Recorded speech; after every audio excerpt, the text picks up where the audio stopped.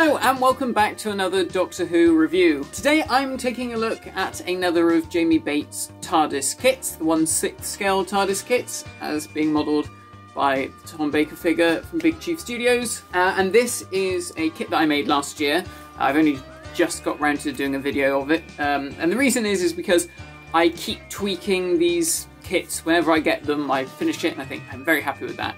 And then I think, oh no, I could tweak that and that could be a bit better. So I keep going back to it. But I'm pretty happy with how this one is at the moment. So I thought I'd finally do the video on it. For the TARDIS experts among you, you will immediately know which season of Doctor Who this TARDIS is based on. It's season 17.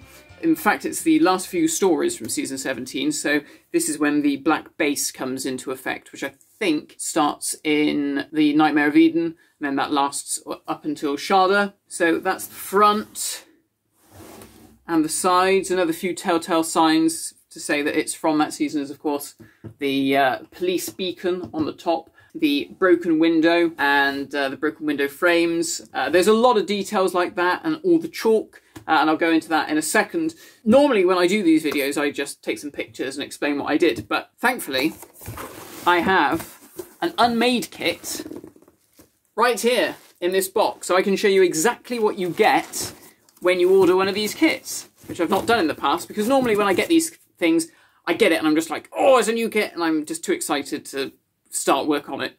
And I always think to myself beforehand, I must do like a video showing what's inside, and I never do. I'm just too excited. But I shan't be working on this other Barry Newbery prop for a while, so I thought I'd open it up and show you it before I put it into storage for a little while. So this is what you get when you open it up. Filled with bubble wrap.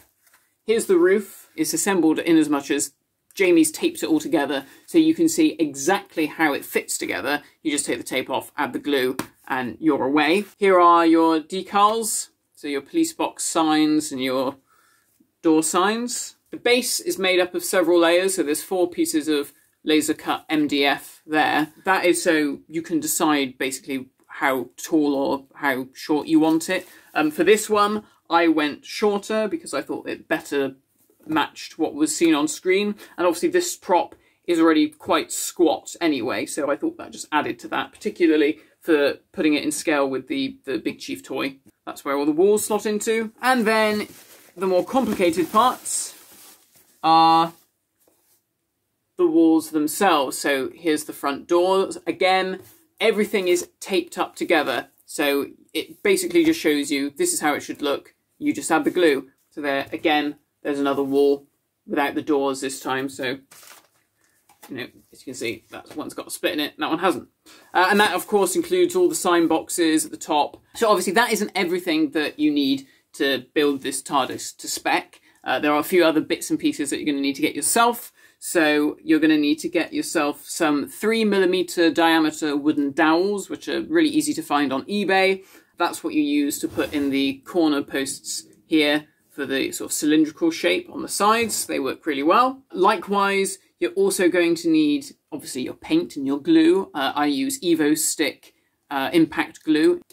Here is an old used up tube of glue. This is the stuff that I use. Really good because it's sort of like a gel, so you can, if you stick something and you put it into place, although it does bond quite quickly, there's room for maneuver if you've stuck it and you've gone, oh crap, that needs to be wiggled around a bit. So this stuff's really good.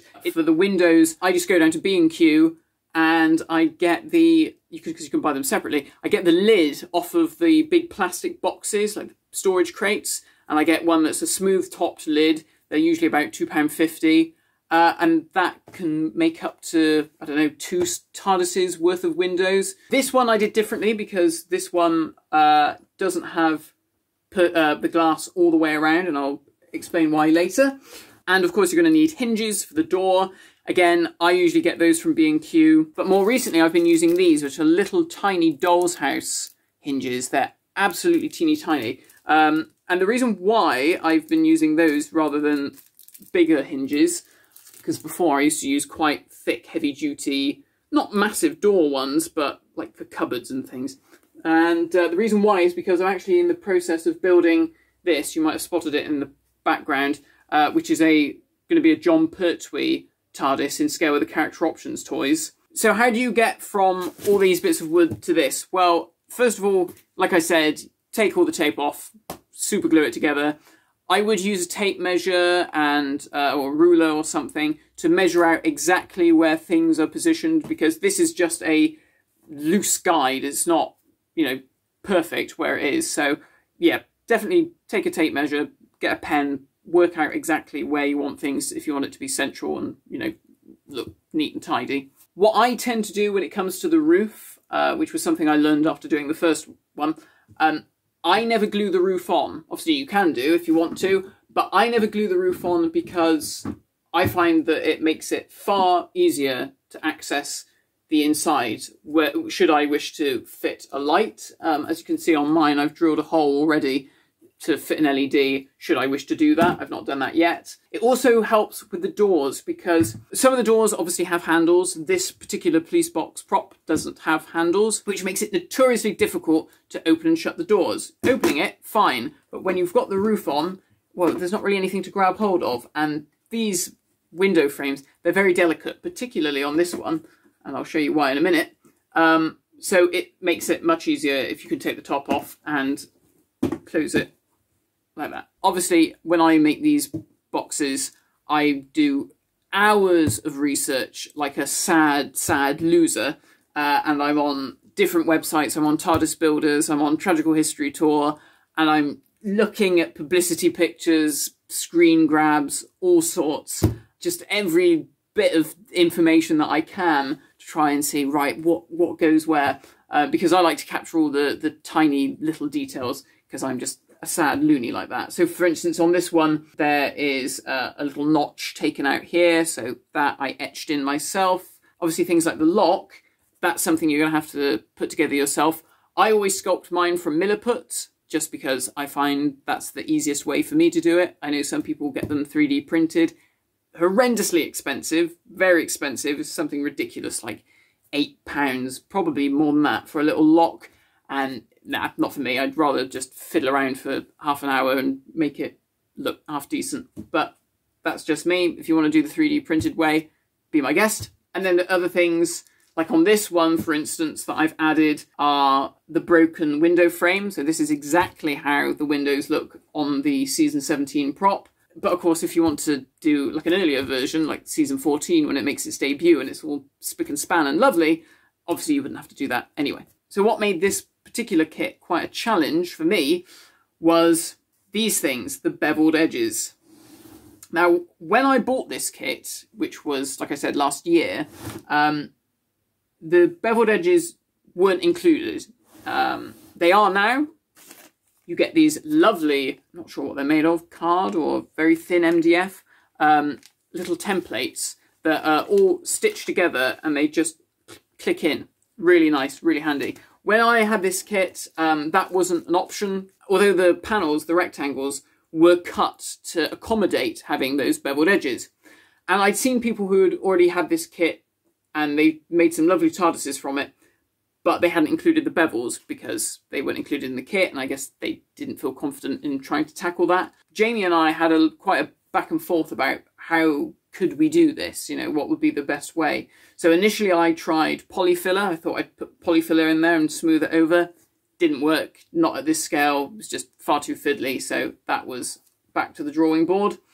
And then I finally thought, well, maybe I could try using some card. So I literally got a cereal box, because the card is nice and thin, but it's quite sturdy. And I just sort of roughly worked out the width and the length, cut them out, and then I just glued them in lengthways, going down this way, and then going across. And with the ones across, I sort of cut the edges like that, cut the corners, and it worked. And I was really pleased. And I showed Jamie, and Jamie was really pleased as well. He thought it turned out nicely. So I spent hours and hours and hours drawing out these little edges. I probably went insane doing it, but I think the end result is worth it. Obviously, you won't have to do that because Jamie now has found a really nice and easy way to accommodate that. So thank God. What do I do after that? Well, normally I give it a coat of primer. You don't have to do that. It's just something that I've always done since the first one. And then, of course, it's time to give it a nice coat of blue paint. Now, if you've seen the video of the season 13 TARDIS, the first one that I built with my dad, you'll know that I wanted to try and capture the sort of concrete Artex texture of that original prop. This is going to be a John Pertwee TARDIS, season 10, the altered Bukaki. As you can see, I've gone to town with the polyfiller. However, for this one, the texturing is quite different. It's quite bitty, like almost like little dots and pebbles. It's really weird. So I wanted to, again, try and capture that, because otherwise I thought, oh, it's going to look too smooth and it's not going to look right. And I didn't go too heavy with it. Kind of wish maybe I'd gone a bit heavier, but I'm happy with it. First of all, I tried to use talcum powder, because I'd heard someone say if you put talcum powder in with your paint, it clumps together, and when you paint it, you get all these little lumps and bumps. Tried that, didn't work. Instead, I decided, while I was out in the garden painting this, I just went over to some soil, picked it up, scrunched it up until it was just crumbled in my hands, and then I just went like that and just let it drop into the paint, mixed it all around, and just went blub, blub, blub, and that was it. And that created this lovely sort of lumpy, bumpy, pebbly texture. And then once that was done, it was time to weather it. So the weathering was quite fun on this one. As you can see, there's lots of dark patches, but there's also lots of white patches. Well, the dark patches is just dirt and weathering from, you know, taking it on location, back into studio, and God knows what else. That was just all accomplished by using a dry brush with black paint. Again, I went through lots of different screen grabs to try and make sure that I got it in all the right places, because I'm a loony. And then we have all these white patches here. So what's with all the white patches? When they were shooting season 17, the TARDIS was used in a series of publicity images for a set of greeting cards. If you got DWM over the last few months, they actually did an article on it. And it's got Tom, he's got a piece of chalk and he's writing stuff like, happy birthday, get well soon, for today, particularly in this panel. And obviously once they'd finished, they wiped it off and they carried on filming the rest of the season. Unfortunately, the chalk didn't really come off. And if you watch later stories in that season, like Sharda or Horns of Nyman, you can see all of these white patches along the sides and particularly around this panel. So that's another reason why I wanted to do this prop in particular, because I thought, oh, it's got so much character where it's all broken at the windows. It's got all this chalk on it for some reason. I just thought it looked really, really good. And then we get to the windows. These were a bit more complicated than normal. Normally, I just, like I said, cut the rectangular pieces of plastic, glue them in. Usually I will add a film. There's like a frosted grey one, which I used on my TV movie box. I'll be doing a video of that soon as well. And there's also sort of pebbled. It's not really as good as the actual pebbled glass in the series, but it's good enough. It'll do, sort of thing. But for this one, I approached it differently, because when I was looking at all the different reference images, in my mind, it looked like the grey parts of the windows weren't glass at all. It looked like it was completely opaque. It looked like it was matte. I've since been told that it actually was glass, but it was frosted. But I'm quite happy with how it looks. I think it does a good job anyway. So what I did was I made rectangles of card, painted it grey, and then stuck that behind the wooden frames. And then I cut out the individual pebbled glass pieces and added the adhesive stuff, which I first painted a sort of off yellow colour, very lightly, sort of watered down, just to give it that nice sort of stained yellow effect like this one does. But obviously these two here are a bit more higgledy-piggledy, where they've shifted and fallen, so I tried to replicate that. And that was the windows. So I'm pretty happy with how they turned out. This one has got the big hole in the side as well. And then the final thing, the trickier thing, is the beacon on top. This is actually a thimble display case, which was very kindly sent to me by a chap on the Big Chief Studio fan page on Facebook. He very kindly said, look, I've got this thing. Do you want to try it out? I said, yes, please. He also sent me some test tubes and stuff to try. Those were a bit too thin and didn't quite have the right shape. This I thought was a bit better, although I have trimmed it down, although I probably could have trimmed it down a bit more. I think it might be a little bit too tall, really. But I liked it because it's the same sort of shape. It sort of teeters down a little bit. And it also had this sort of base, like the actual lamp, which I then painted silver. And that was it. That was glued together and stuck on top. And then there we are. That was how I made the Season 17 Barry Newbery kit from Jamie Bate. Yes, if you fancy trying to have a go at one of these kits, Jamie isn't currently manufacturing them because he doesn't have access to his laser cutter because of the whole lockdown situation that we've found ourselves in. But he does still have some kits in stock, so I will put a link to his Twitter down below so you can send him a tweet or send him a DM or something and get in contact and see what he's got still in stock. There we go. I hope you enjoyed this review. This was a really fun kit to make. I've got to say, I thoroughly enjoyed making this one. It was a lot of hard work, but I was really pleased with the finished results. Very happy with it. I think it's probably one of my better ones out of the ones that I've done. I hope you guys like it too. And yeah, thank you for watching. I'm going to do a few more of these videos if you're interested. I'm going to do the TV movie Tardis next, which I actually built before this, but there's a reason why I've left it till after this one. Then I'm going to show my Season 18 Tardis, which I've done. That was the most recent one. And then actually I'll probably end up doing a video on this one once I've finished that.